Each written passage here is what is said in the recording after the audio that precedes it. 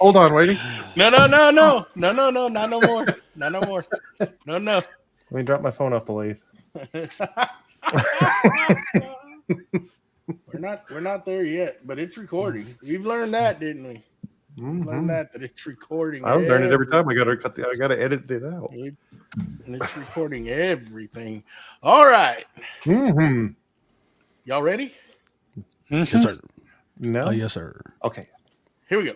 Welcome to Creative Makers Podcast with your host, Joey with Steel Blade Woodworks, Matt with Wacky Works Workshop, Jen with Jen's Turns, Jamie with JP Woodwork, and Jake with Northside Custom Crafts.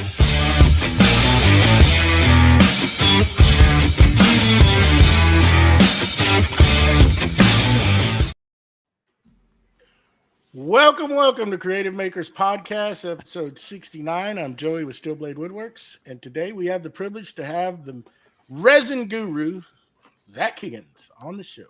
How's it going? Thanks, guys. Thanks for having me. Bud? Yeah, I'm doing good. You're welcome. Thank you for taking the time to hang out with us. And we usually just start it off and give us the long version of how you got started in all this. How I got started in all this, man. So, God, I don't know how many years ago it was, probably like 15. I got into woodworking in my garage. I was living in Vegas and I needed something to fill the time and I needed some tools to work on the house. So I got into woodworking and that turned into I was buying every book you could get. Back then, YouTube really wasn't a thing. You had to watch podcast. They called it video podcasts back in the day. And so I found a few and learned a lot of stuff with that. And then I kind of gravitated. I moved into turning. I learned how to do turning. I was mainly focused on like custom furniture at the time. And I moved into, I wanted to learn how to turn to make like legs and knobs and things for furniture. Took a pen turning class, which I was super angry about having to make a pen.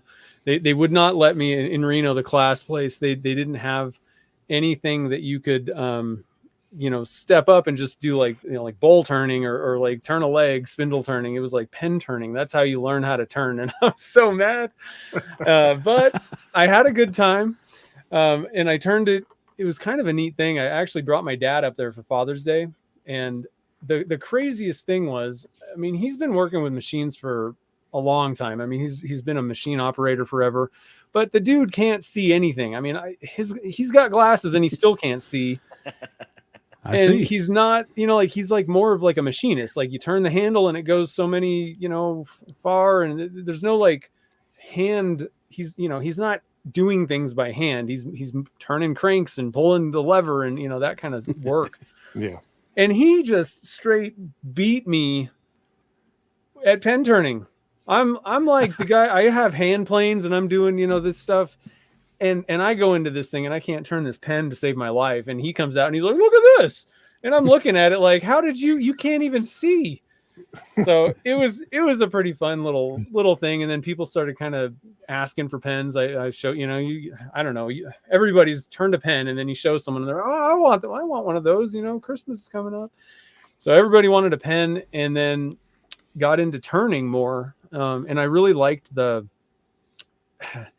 if you're trying to build a piece of furniture, that's like, maybe a weekend, probably like weeks to maybe months, depending on how complex it is. Turning, you knock a pen out in like 10 minutes and you're good to go. Like pull out a Sierra, one single blank. And, so it was like a lot more turnover. So it kind of kept me a little bit more engaged, actually. I think there's just less planning involved. You could just kind of chuck up whatever you wanted. So I really fell in love with turning.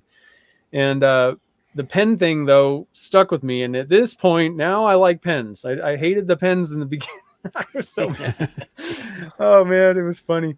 But I love turning pens now. But the big thing with the resin, how I got into that, I was turning wood and I wanted to turn something local. And the problem with around here, most of the trees that are around here are all like pine trees, like just out in the like forest and stuff. You can find, maples and stuff in people's yards, but unless you're doing urban, taking down trees or something like that, you're not going to and I don't know how much of that there really is around here, but over the mountains, there's a little bit more wood, but like locally, there's just no wood that I really want to turn. And so I was like, well, what else is around here? And I don't know, for anybody that is familiar with kind of like the West or like high desert locations, if you know what sagebrush is, there's sagebrush everywhere, and it's literally the state flower.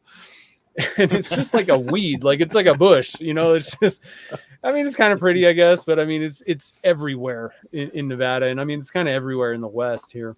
And I was like, you know, what would be really interesting is if I could turn sagebrush, basically, which it's like a shrub though. So I mean, even that, and even the wood in it is all gnarly and gross.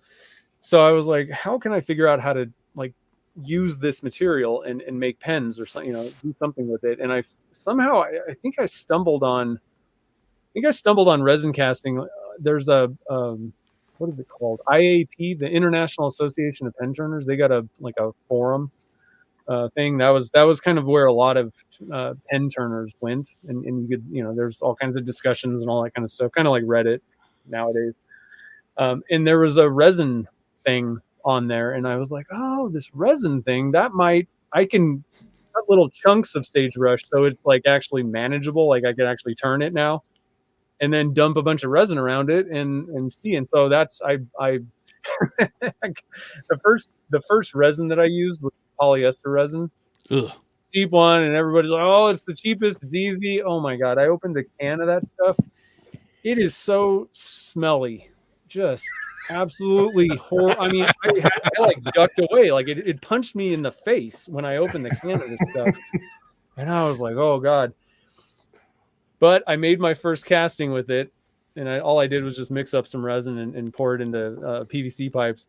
But I remember I'm sitting there mixing this stuff, and back then I kind of was like up against the wall, and I just remember after like 5 minutes of kind of mixing and pouring with this polyester resin stuff, I'm like high, like I'm dizzy, and I'm like, what is this stuff? Is terrible. And so I put it in the pressure pot, closed the lid, and I just remember for a week straight, it smelled like chemical spill in our shop. And we have a 4,000 square foot shop with 18-foot ceilings. And you walk in, you open the door, and it smelled like a chemical spill. Like it was just horrible. And my dad's like, what's going on? Because I'm in I have a space in my dad's shop. And my dad's asking me what's going on with it. What is this smell? What are you doing back there? And I'm like, I don't know. I tried this resin stuff, polyester resin.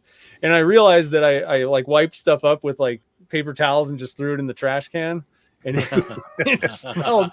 I took the trash out. Oh, it was so much better. And with that trash can was the gallon of polyester resin. I threw it right in there and went and bought some Alumilite, and life has been pretty ever since then.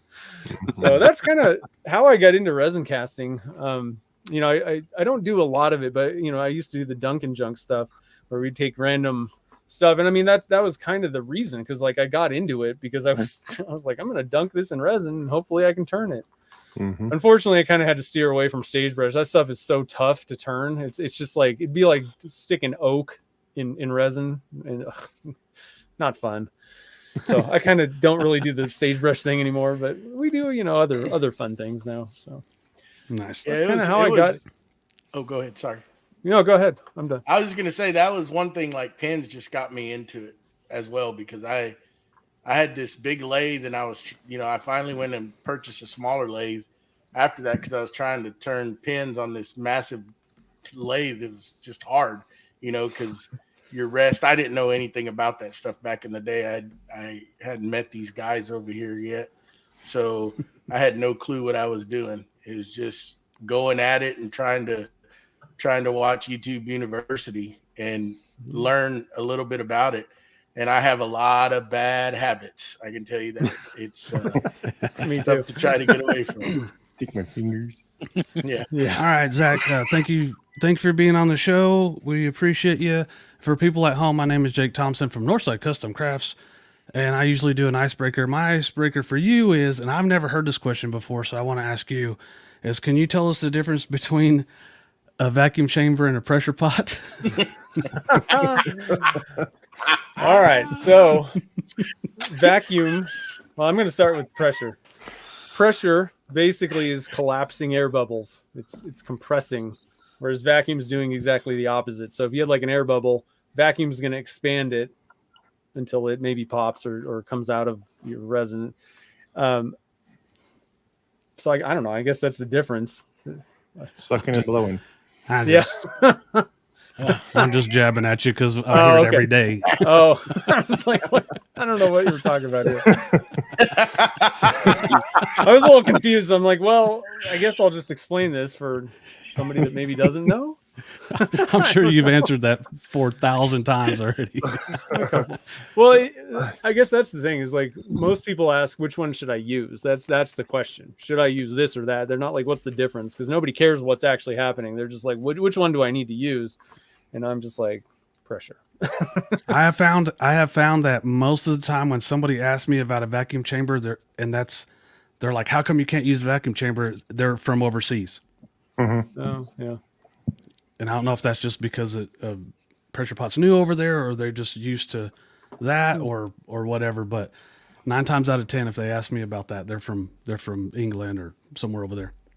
Well, actually, what I hear from people, and I don't know, what I've noticed is there's a lot of people, and I don't know, again, this just may seem like how it is, and it has nothing to do with anything, but people in Europe, oftentimes they don't say vacuum chamber. They say I'm sorry, I'm saying the wrong thing. When they do say pressure, they say pressure cooker. It's always a pressure cooker. And I'm like, man, we don't cook the resin. You don't want to be cooking that stuff. It's already cooking. And don't use a pressure cooker. And we're not smart people. Well, it's especially hard when you're on a live show and you have somebody that's using a different terminology, and you don't want to mess them up, and you don't know what they're really talking about. So you want to get it right, but you're on a live, so it makes it twice as hard. Yeah. Well, everybody at home, I'm Matt with Wacky Works Workshop. Zach, I started watching you about 5 years ago. You were doing your Dunkin' junk, and you took a skull and you put it inside of a 6-inch pipe, and you cast it in resin, and then you had another casting that you did, and you put a light, an LED light up inside of it. And I think you did it for Halloween, and you turned it into I actually watched it because of the turning, and I was looking to do spheres, and you were turning a half of a hemispherical sphere, and that's where I started watching you. And I was wondering, where does all your ideas and your inspiration come from doing those different castings? A lot of times like that just kind of popped in my head. Mm-hmm. I think with that, like, we wanted to get some sort of a Halloween decoration, so it started there. And then I think I saw a lot of people doing skull things at that time on Instagram. And so that's so I like to see, and I really like to see different, I like to follow different types of makers. I really think this is a huge thing. If you're talking about creativity and where you get inspiration from, if all you're doing is if you're a pen turner and all you do is follow pen turners, you're not going to get a ton of inspiration out of that. You're going to see stuff. And then the other problem is I sell blanks, so I don't really want to copy people's blanks too much. Like, you're going to end up with the same colors and things like that. But, if somebody comes up with something really unique, that then I can't really do that. So I don't really want to follow and watch, like really pay attention to that kind of thing. But if you're looking and it goes broad with me. I mean, I learned a ton of stuff a bunch of years ago following Punished Props. So I have no interest in like cosplay. Yeah. I didn't even know what it was, honestly, when I started following them, but they did resin casting. They make props and resin is one of the things that they will use. And so I learned a ton of stuff about mold making from them and whatever, all kinds of different things from their channel that was a little bit like more specific, but you get like random inspiration because they're making, weird things. And you're like, oh, maybe if I, kind of tweak this, then I can maybe make a pen out of it or like a sphere. Mm-hmm. And so looking at different things, the EDC community, they do a lot of really cool stuff. things that I don't really do that are branches kind of, of what we do. But if you can follow more people out there doing random stuff, you're going to get way more inspiration, and it's just going to multiply. And you'll someone will ask you, where did you come up with that? And you're like, I don't know, like something, a bunch of things come from different places. And then you go, oh, what if I could just, stick a skull in clear resin and then maybe put a light under it? I'm not entirely certain where that exactly came from, but I'm sure it was a lot of different sources. Even the prop thing probably had something to do with it. That was about the same time. And I think that the prop community, like cosplay and props and stuff like that, I think that actually had something to do with that one also. So pretty cool. That was one of my favorite projects to make. That one actually turned out pretty good. It did. Like everything really turned did. out okay. Well, there's lot, I don't know. There's a lot of things like that where you're like trying to do a bunch of different random stuff. And that was an interesting project for me with like LEDs and stuff. I don't really do that much with electronics. I usually just turn it and it is what it is and it works off the lathe kind of thing. So that was kind of an interesting one to do that. But everything kind of in my head, how I wanted it, turned out pretty close. And I was like, wow, that's not too bad.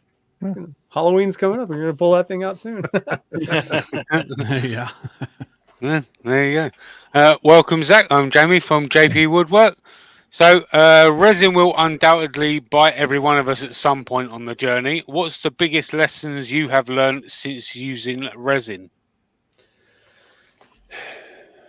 I think the biggest thing is, I think people get a little too worried about it when they start. They're like, I think you should get into it and just totally mess everything up. The more mess ups you can make right off the bat, the better you're going to be after that first, week or whatever. That must be awesome. Yeah, I'm telling you. Well, I have learned way more and actually gotten really good ideas from failures. That I really think that, and I think, you hear about that if you listen to like, I don't know, like business or in like I can't think of like the self-help kind of things or whatever, like the organization things and these people that tell you how to do life or whatever. They're like, oh, you got to fail, 100 times and then you're successful. And it's true. I mean, it works with resin too. The more failures you get, the quicker you're going to be to finding the right way to do it, Yeah. I think it's almost harder to get a lot of success. And then it's almost heartbreaking when you get the failure. You're like, what did I do? And you don't know. And it could be a problem down the road. It's better to just, learn the mistakes and move on. Although saying that, resin's not that hard. So it's not that big of a deal, but definitely fail often. And the funny thing is, when you're going for a very specific thing with resin, a lot of times that's the hardest part of it. You got something in your brain, and that's why I was saying that, like that project, that skull project, everything kind of worked out. Even the pores were what I was thinking. And when you got something in your brain and you're like, oh, I'm going to just, pour it together. Yeah, good luck. A lot of times it's really hard to get exactly what's in your brain to just come out of, pouring a bunch of liquid together. So don't expect perfect stuff, but those failures, a lot of times they show you maybe you didn't get what you wanted, but you're like, oh, now I know how to do this technique. You screwed something up and you're like, oh, I got this all day and it's easy. So I think those are the biggest lessons for resin casting is just, fail and learn. And I think the other big thing, the one thing that I always tell people, you got to write down notes. You have to write down, have it like a notebook. Definitely. Otherwise you're not gonna. I spun my wheels probably for 6 months with resin casting until I started making notes. And at that point, especially with like dyes and like matching colors and stuff like that, which is a lot of what I started doing right off the bat. You have to have that notebook. You move forward so much faster. I got so much better at it by doing that. So, well, Michael My notebook McEwen, says, before we get to Joey, Michael McEwen said, what was your favorite casting project to date? To date, I think, I don't know. I think one of my favorite projects, there's so many pens that I think it's kind of hard for me to pick some pen project, but I think out of the kind of bigger projects that I've made, I think my favorite one was the pine cone vase. Again, on the lathe, that was something that I'd never really done before with the hollowing and all that kind of stuff. It was a big, I mean, not huge, but like a pretty big turning, and it took a while. So it was a lot more work than a pen. But again, everything like the colors and everything, and the pine cones always are like everybody's favorite, and mine too. They just look good in resin, and I think that was probably one of my favorite projects ever.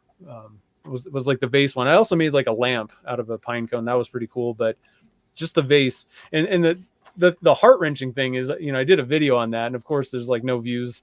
You never get any views on your favorite project on YouTube. That's one of the funny things. That's how you're it works. like, oh, this one's gonna blow up, and it's my favorite thing, and and it's just like crickets. I'm gonna kill the internet. No, you're not. This is the one. This is the one. I'm breaking out right now. Yeah, this is the one. Then you look an hour later and you're like, oh no. 2 views. 2 views. Mom. My mom did it twice. My mom and my wife. Thanks. Oh, please subscribe and share. Yeah. with the rest of my family. So you've used resin printing, and now I see you got a bamboo behind you over the years to incorporate into your resin pours. Let our listeners know the difference, what you have seen between the two different styles of printing, and how's it worked out incorporating that into your resin? Yeah, so I'm definitely still not an expert because I just have no patience with any of this stuff. When the printer breaks, I'm just like, whatever. I'm just walking away, go buy a new one.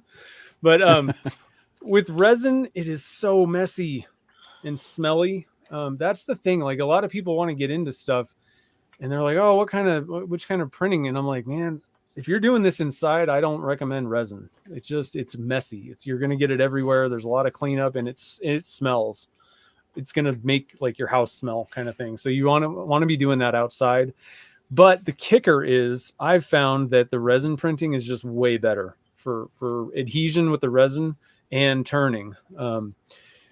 Many of you kind of need to pick the right resin to use, but most of the ABS like resin types from pretty much any company should work pretty well. But you get really good adhesion.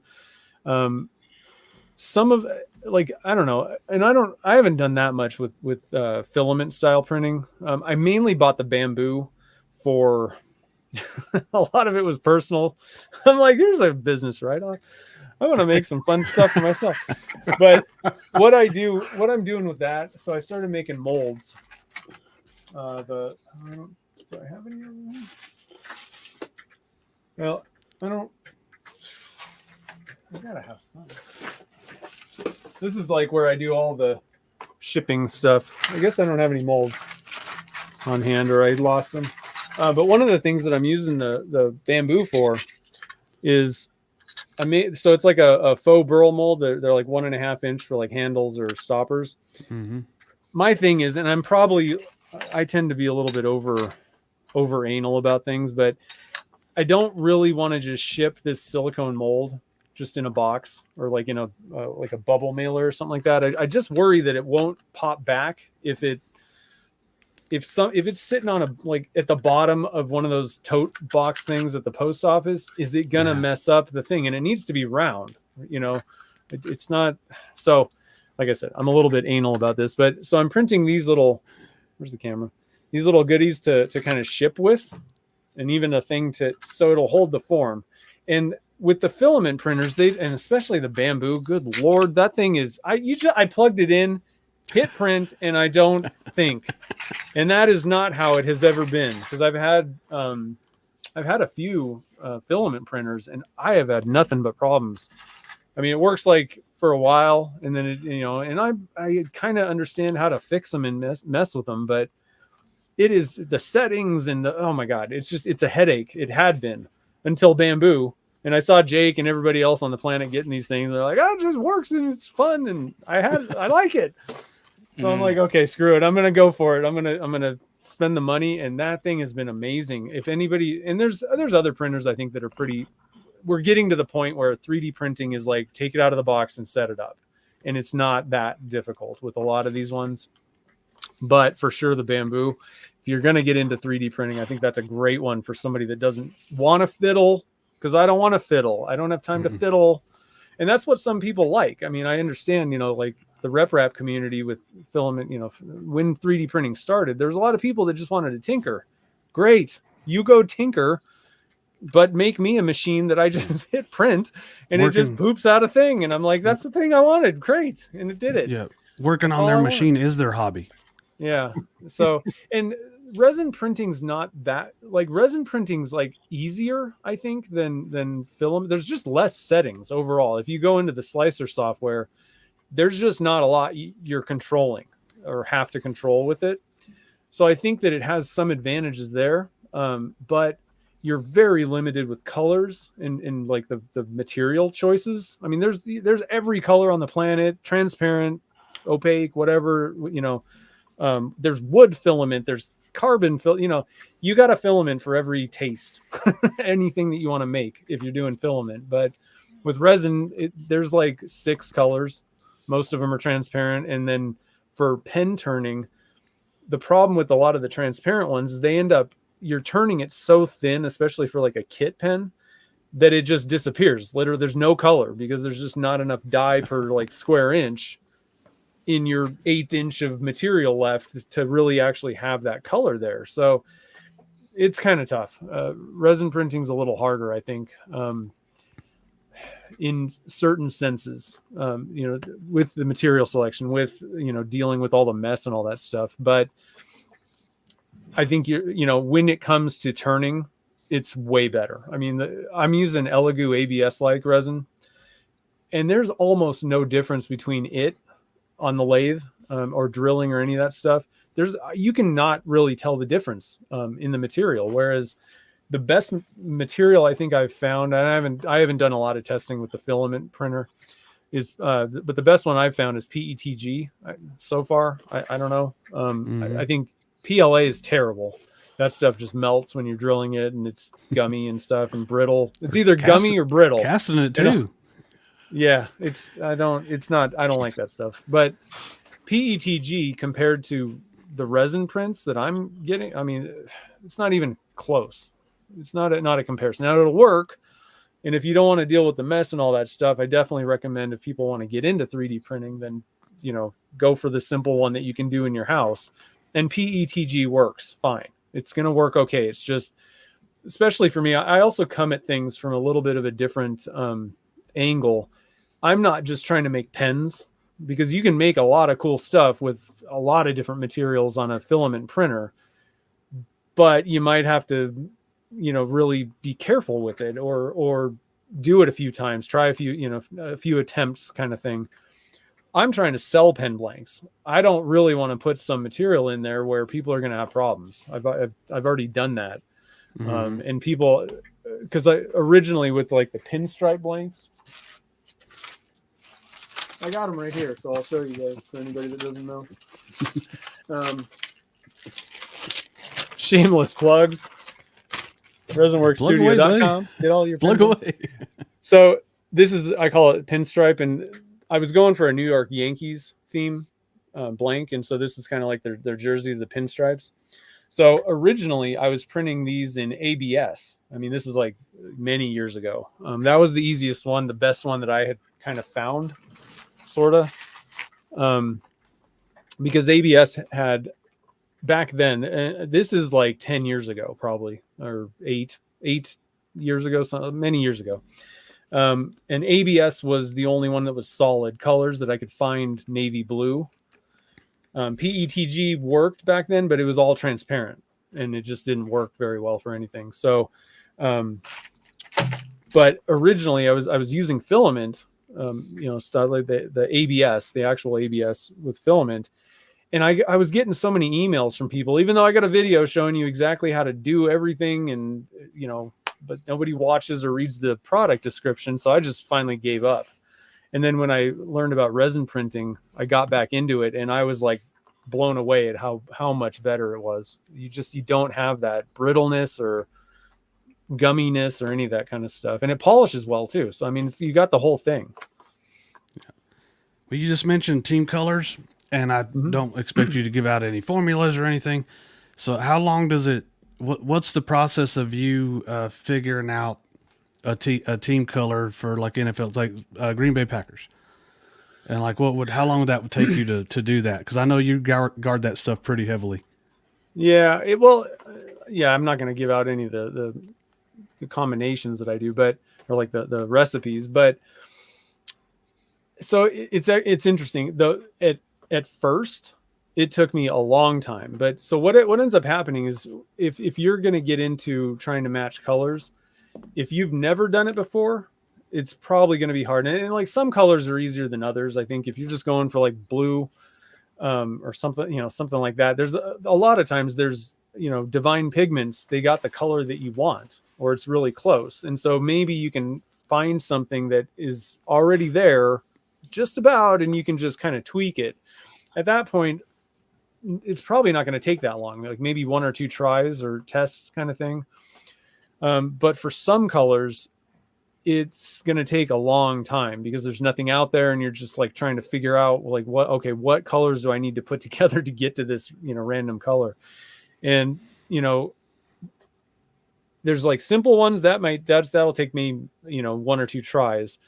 There's difficult ones that might take me, like a day of, doing a bunch of samples and trying stuff. And then there's things that I've just given up on. Frankly, I'm like, got me. I don't even know what kind of, what color combinations would get me this color. And so there's a lot of people are like, well, why don't you have this team? And it falls under 1 or 2 things. There's no way that I could possibly have every single team a blank for every team out there on the planet. So number one, there's a lot of teams that are not in my store that I actually have recipes for and I can make, but I have to do a custom order, and you have to buy 6 at a time at that point, like the full batch. But there's a lot of teams that I just flat can't get the colors. It's just, there's totally eludes me. And so sometimes you can't do it. And then some colors don't work together. A lot of people want like Michigan Wolverines, blue and yellow. You can't mix them. Like they turn, there's little green bits in there. And for anybody that actually likes Michigan Wolverines, they are not going to want to see Spartan green in their pen blank. And so like some of them just don't work because they bleed. And I'm using a different resin for the team colors right now. Eventually I do want to switch over to Alumilite Clear, but back in the day I got into Alumilite White because that resin is totally different than anything anyone's ever seen before.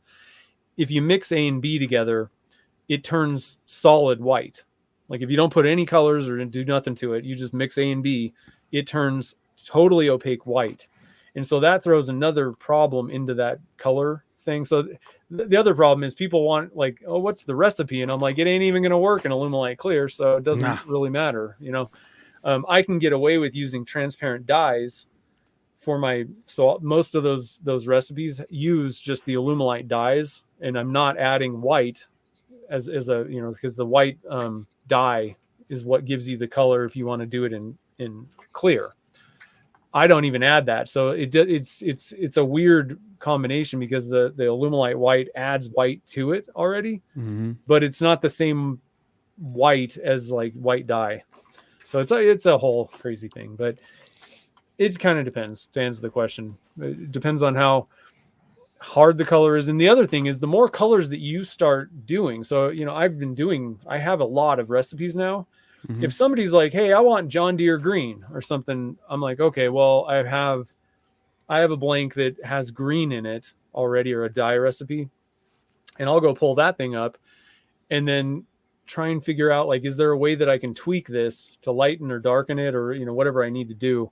What do I need to add to that? So a lot of times you'll have like a starting recipe and then you just need to tweak it slightly, and it works pretty good. We got Mark L out there is asking you, do you see any potential applications for laser cut shapes in resin castings? Oh, that's a good question. What's up, Mark? Actually, I forgot to say hi to Mike too. Mike McEwen's in Las Vegas doing, I don't know, he's gambling or something. Like, we don't have gets out there, Hamlin don't in he? Canada. He gets out there. So wait, what was the question? Where'd that question go? Says, do It's you laser see- cutting, laser cut shapes. So that's a good question. I have a laser, and I wanted to get into like cutting out shapes and stuff into the blank. The problem was I like the idea of doing all this stuff, but there's a lot to learn with that, and I just didn't have enough time to really get into it. But yeah, laser for, I was thinking about cutting things out of the blank and then recasting basically in there. So that's one application, I think. But the biggest one is just engraving, pens, and it works. I've engraved Alumilite, I'm not good at it necessarily, but on dark colors, sometimes you can get away with just engraving it. And I think it's the lighter colors, you kind of need to add something like a filler, and that works pretty good. But yeah, I think there's a lot of good stuff that you could do with a laser. I think somebody that's really good with lasers, like has a lot of experience and does pen turning, probably would have a field day with it. I don't really do the laser thing, so I'm kind of limited in like how could you use this? I don't really know a lot of good things. I haven't seen a lot of different things either. There you go. So with, I'm going to go back to Duncan here because, that was probably one of my better segments I liked. The different things that you did out of that. Was there something that you ever found that you would never cast or would never do again because it just became problematic? Seashell. Oh, Seashells. okay. Well, that was a definite. Those things are so, and a lot of the reason why I'm not doing a lot of the Duncan junk type things anymore is not that I'm not going to do it. I kind of moved into vertical pen, casting as kind of a big focus lately. But like things that are super abrasive, like seashells, I can't handle it. Like, I don't want to cut it. It's like, seashells are like flat out dangerous to cut out of a brick on a table saw. Like, they're lifting up, and it's a good thing I have a saw stop, basically, because the way that what I was having to do to cut these things was terrible. Bandsaw would just, it would just, that material would literally just dull. It would dull my table saw blade the first second it touched it. Wow. I could put a brand new, carbide saw in, and the minute that it touched the seashells, it's done, like toast. Like, it needs to be resharpened, and you're just shoving it through this blade. And so like things like that, no thanks, I don't like it. And that's just the cutting, right? Drilling, same story. Your drill bit's going to be just toast after like the first second, and then you're just jamming it through there again. I think you could maybe find maybe there's a different type of drill bit. If you could find like a diamond tip drill bit, that might work, or something like that might work better. But am I going to go buy diamond drill bits so I can do these seashells? No. And then you get it on the lathe. So you've done all of this stuff, and it sucked the whole time. And on top of it, the dust, you don't want to breathe. That stuff is super dangerous, like worse than the dust, like sawdust or something. So you got to definitely protect yourself from the dust on those. But so you've gone through this, like basically gone through hell to get this thing on the lathe. And then you're like, okay, hopefully this doesn't just blow up, or, and it's dulling your carbide tools, like pretty quick. Like you're rotating your square cutter. It just wasn't fun. Like, I did it once, and frankly, the easiest way to turn it is to pull out 80 grit or like a angle grinder while it's turning. And, that's not fun. So things like that, I don't like to do. That seashell project almost broke me. I was just like, and it got to the point I actually did turn them, and it got down to like where, there's like a few more passes left, and I just threw in the towel. I'm like, sandpaper, I'm done. They haven't blown up yet. I pulled out a piece of 80 grit, glued it to a piece of wood, and just kept doing that. And I was like, I'm done. I can't handle this. I actually think that the other thing that I did was I actually used a disc grinder to knock the corners off the blanks first. So that was also smart, because I was like, this is going to be terrible, I'm pretty sure. So I got it kind of oblong and then put it on the lathe, and it was just terrible. I just see a pile of tools standing over there where you could just wear it out all the blades. It was terrible. It was not fun. Not fun at all. Before we move on, one thing that I did find, if you are using, if anybody out there, if you're making seashell blanks or something that's super abrasive like that, I did find a bandsaw blade that is more of like it's not diamond, it's some other type of material, I don't know, it's an abrasive material. Think of like a diamond tipped type of tool, but you can find bandsaw blades, and I bought one, and that stuff cuts resin, wood, whatever you want, and it'll last for way longer than any normal blade. Because the aluminum honeycomb blanks that I don't have any here, but I cast aluminum honeycomb in resin. Those things are pretty abrasive on bandsaw blades. That stuff is just mowing through the abrasive stuff. So I'm going to do one more test. Are you guys familiar with the epoxy floor chip? The floor, Yeah. That stuff's pretty fun to put in resin, but that stuff is super abrasive also. I'm going to test that on that bandsaw blade, and then I'm going to like kind of be like, hey, if you're doing this kind of stuff, I'll put it on the live stream probably. Is that blade more of a tooth type blade, or is it more? Is it like? No, it's like flat. It's almost like it's grinding. Yeah. Yeah. Kind of like one of those tile circle diamond tip circle cutter if you used to cut, or like a tile blade for cutting tile. And a lot of people recommended I use a tile blade or like a tile cutter for the pen blanks. I don't have one though. And I was like, I don't know. At the time I'm like, okay, so it's going to cut the seashells, but is it going to cut resin? Like, how's that going to work? I was like, I'll just shove it. I already ruined 3 saw blades. I'm just going to move on with my life. The motors are smoking. Yeah. All right. So how do you decide what project warrants a mica, paste, or dye? It just kind of depends on what the look might be best, I guess. So a good example, I just did I was going for like a beach theme kind of pen blank. So I was going for like sand, and then like the kind of shallow turquoise color, and then the darker blue that you'd see like on the ocean or up in Tahoe. There's a lot of areas that have that same kind of thing. And what I tried first, I used dye for the sand. And this is a good example of when not to use dye, because it doesn't look like sand. Well, number one, it kind of looked a little bit too mustardy.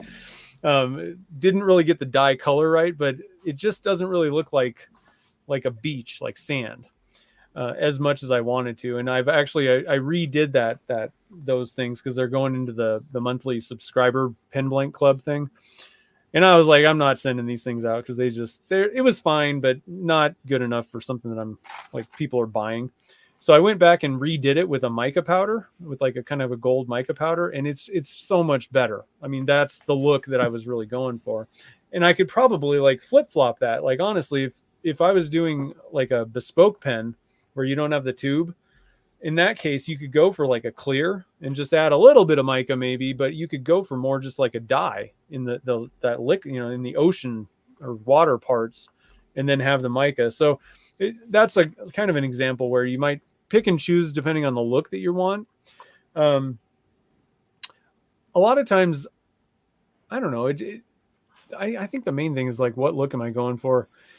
Sometimes, we were talking about the Michigan Wolverine blanks, because I used to make those, but they bled and I was done with that. So you could get away with blue and yellow with mica powders. So that might be a reason to pick one over the others. If you're getting a lot of color bleed with dyes, then mica powders probably won't. I think they're bigger chunks of color, so they don't mix as well when you pour them next to each other. I don't know if that's that's just my guess. It is larger chunks of the color, so mica powders work a little bit better. Other than that, I mean, it's mainly just, are you going for the team colors? I think, if you're watching like a football game, they don't have sparkly pearly helmets. I mean, well, the Lions do, I guess.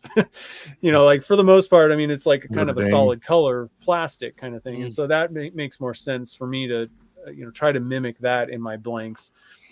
But if you're going for something a little bit more elegant, you know, the pearly stuff's pretty nice. So Zach, you know, somebody that does a lot of live shows and you know, YouTube stuff, you know, what do you find different than, you know, producing a YouTube edited video versus doing your lives? What do you like the best? What do I like the best? At this point, I like the lives. It's so much fun. You got the whole audience there, you know, like the chat. And so you can kind of interact with people while you're doing this stuff. And for some reason, I'm better. Well, I guess I can just ramble because I'm not having to like edit stuff out and like retake stuff. If I'm explaining stuff, it's more like conversational. Whereas if I'm doing something and I'm trying to explain things on a video, it's going to be like 50 takes. Like I can't get the words out the right. I really need to have a teleprompter. That's what I should have done, you know. But I kind of quit making videos because like the normal edited videos, because the editing takes a lot of time. And things have, you know, changed in my life. I got to kind of help take care of my parents right now. And there's a lot of stuff. So I kind of had to cut certain things out. And like this video editing was just, I'm like, that's the first thing that's going to go. So I love doing the live streams. I mean, you can kind of get the same thing. The problem with it is it's harder because a lot of times they tend to be longer. So, you know, for me, you know, I think there's a lot of people that don't want to watch a live stream. And so that kind of sucks. But, you know, other than that, I think live streaming is kind of fun. And the cool thing is you can do live streams from anywhere now with the technology. I mean, you can just flip on YouTube Live on your phone at like events or wherever. So it's not like you have to have some kind of crazy setup. You can just do it simply on like a phone or whatever, have at it and go for it. Have fun with it. So I'll piggyback that and I'll ask you, what do you enjoy more, doing a live or a demonstration in front of a live people? I like doing the live streams. I'm not much of a I mean, I handle it. I don't really like live, like speaking kind of things. The good thing is the saving grace, because there's no way that I would be doing any demos anywhere. The way that I don't really like doing public speaking. If you know what you're talking about, it's not that big of a deal. That's, I think, the difference. I pretty much made myself sick. I was best man in my best friend's wedding. And I had to do the speech. Oh no. And I was flipping out and I had nothing. Like going into this wedding, I had nothing. I was trying to do it and I had like a thing that I wrote down and I'm trying to remember it and I'm like practicing and doing all this stuff for like a month. And it just sucked. Like I was like, this is just terrible. So, you know, you go to the wedding and you're at the what's the reception, yeah. And everybody's, you know, had a few, you know, cases of beer at an Irish wedding and and I got nothing basically. And so I get up on stage. Well, actually, before I get up on stage, her dad, you know, so my buddy's wife, her dad does a speech that I have never, even in like a Hollywood movie, seen a better speech given on the planet, right? This guy, this guy just like, there was like a standing ovation. I was like, I got to follow that. Are you kidding me? Like, couldn't he just trip and fall or hurt himself, do something? So I just get up on stage and somehow it all came out. I literally, you know, it was like in old school. I literally blacked out, I think, because I don't remember what I said. And everybody thought it was the greatest thing and I made it. But like, it was literally after that wedding, I was like sick. Because I stressed out about it. I'm stressed out right now just listening to you tell the story. It was the worst. I'm telling you. So, you know, that kind of like speech giving, I don't like in public. But, you know, if all we're doing is kind of hanging out with friends, you get up on stage and, okay, everybody's looking at you, but we're all just talking about resin or turning or I don't know. That brings the level down significantly and it's you know, I can handle it.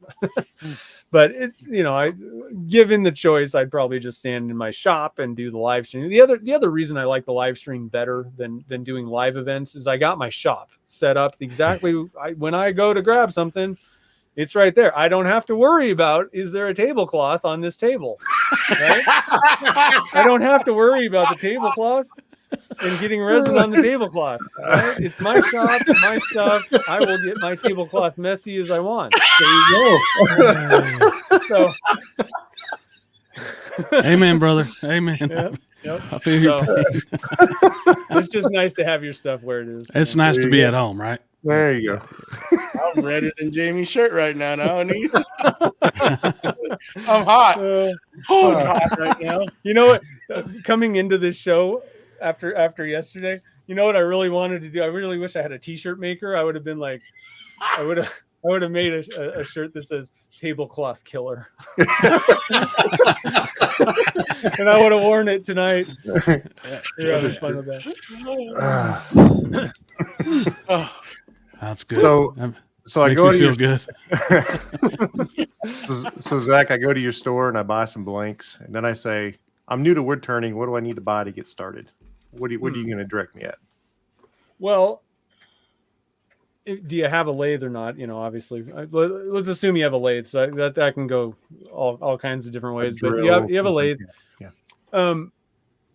It's amazing with turning stuff. I mean, you can do so much stuff on the lathe at this point. Because I have a drill press and I used to drill press pen blanks. At this point, I don't see the point. You can chuck it up. It's going to be dead center every single time, and the work holding is better. The only thing that I liked about the drill press was it's a little bit kind of a quicker action instead of constantly, going in and out. But you can drill on the lathe. The biggest thing I think is carbide tools. I mean, if you're just getting started, I really think you pick up a carbide tool, you can do anything with it. You get the round one, it'll literally do every project you can think of pretty much. Yeah. So that's like always my first tool. And it usually like just the mid-size, you don't need some gigantic one or super small, just get something right in the middle and it can do just about everything for you. Work holding though is also the big thing, especially with pen turning. You're going to have to get a mandrel, or you're going to have to get the between center bushings. Mm-hmm. You got to get the live center, dead center setup. So there's some work holding stuff with pen turning. Chucks are always great if you're going to get into, bowls or anything, boxes, stuff where you got to hold it. And I'm, I don't know if I'd buy this first, but I really love having a collet chuck. It's just, if you're going to drill round blanks, it's like the only way to do it the best. Like it holds it and doesn't spin. A lot of people that use drill presses have the kind of like the bird mouth kind of vise things for pen vices. You can't. It's really difficult if you're trying to drill a round blank with one of those types of drill press or pen blank vices. Easiest thing to do is just put it on the lathe with the collet chuck and you're good to go. So I don't know if you'd buy it first, but it definitely helps if you're doing round turning blanks. So I don't know. What else do you need you need sandpaper. That's for sure. That's for sure. You're going to need a lot of sandpaper. I don't know. What am I missing, guys? I'm trying to think. Polishing. Polishing. Yeah. Mandrel, pen mandrel. Yeah. You've pretty much covered most of it. Yeah. Yeah. I mean, if you got some sandpaper and you got your magic juice polish, you're turning pens. Good to go. Mm-hmm. Yeah. Actually, one other thing you're going to need is some way to put your pen kits. If you're doing the kit type things, you're going to need a way to press them. There's pen presses. There's actually things that you can actually implement on the lathe itself, where there's like press things. I find it a little harder to do that, to hold it sometimes. That on the lathe ones are a little, it's a little bit kind of funky. So I'm a big fan of the vertical. If anybody has one of those little press things from Harbor Freight, those are great presses for pen parts. And then there's like the pen presses. Those things work pretty good too. But yeah, you'll need that if you're going to get into kit pens and stuff. Yeah. So do you use any specialized equipment when doing resin casting, like your NASA pen? Your what pen? NASA pen. NASA pen? It's got a special pen that's like USB. Your digital your electronic pen that you take your notes with. I see. I thought you were talking about one of my blanks, and I'm like, I don't think I have a NASA blank, do I? Okay, yeah. So,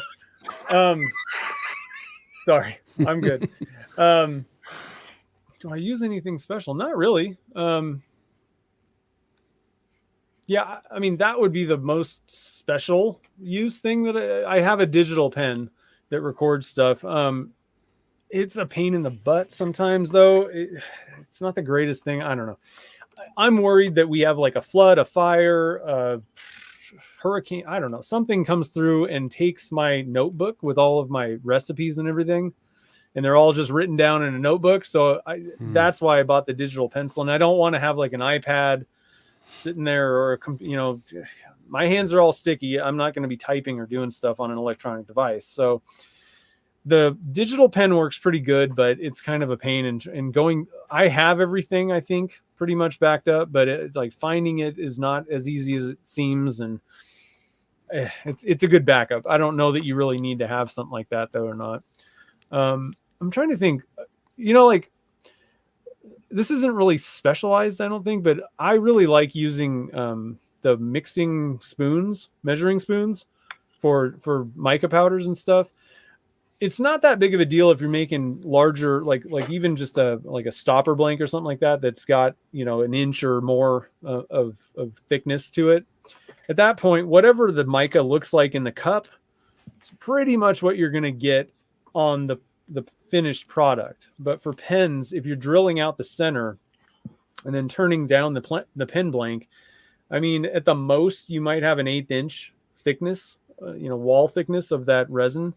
And so whatever it looked like in the cup is going to just vanish. Because again, it's one of those things where there's just not enough like mica powder per square inch or, micron, whatever it is. There's just not much left in there that actually has color to produce that. So I like being able to like say, okay, it's a 1/2 teaspoon. And I know that, so you make the blanks, you put a 1/2 teaspoon in, you test it out. And if it's not see-through or, if it works, then I'd rather be that, not just like, oh, it's about a popsicle stick-ish, like I'd rather be much more like accurate, just so I know that if I put a 1/2 teaspoon in, there's no question that these blanks are going to get to the customer and then not be, missing mica powder or color or whatever. So I think Leah had a question. Leah had a question here. She said, "Why did you go to the round blanks over the square ones?" They're a lot easier to cut. They're a lot easier for bespoke pen making. Most people are using a collet chuck, so you're not wasting as much resin. That's another thing is after the pandemic stuff. I mean, I'm pretty sure resin prices and everything went up like 40%, 40%. And I'm going, okay, I'm either going to have to raise my prices, for the blanks, because you can't just eat, I can't eat that 30%, or I have to come up with some ways that I can, cut costs and all that kind of stuff. So if I'm not pouring a giant brick of blanks, taking an 1/8 inch cut, to cut out all these blanks and then cutting them on each side, because I cut all these things. Then on top of it, you get the blank and you're just wasting those corners completely. And they're kind of a nuisance. How much resin are we wasting here, in the end of that? So round blanks save, money. They're pretty easy to pour. That was the biggest challenge for me. I wanted to learn how to pour them. I never really did like the color mixing. I always did it in a brick. I find that, I had a lot of experience and I understood how that worked, and I was comfortable doing it that way. I knew what to expect. Switching was kind of a process because I was like, I don't know. You pull them out and the outside of it, I don't know. It could go either way. Right. But it's been fun. And now I feel like, at this point, I'm very comfortable doing vertical. I'm very comfortable doing horizontal pours. So it just also added something to my kind of toolbox, I guess. When you turn the round ones, does it take a while before you get past that outside part and you get down to the swirls? Not too much. I mean, like probably just about two passes, and then you start getting into it. It's pretty thin. The reason that the outsides of the blanks don't like they're not telling of what's going on the inside. The problem is if you're pouring it into this tiny little hole, and there's going to be dribbles that go down the side, and so that's actually what you really have to turn off.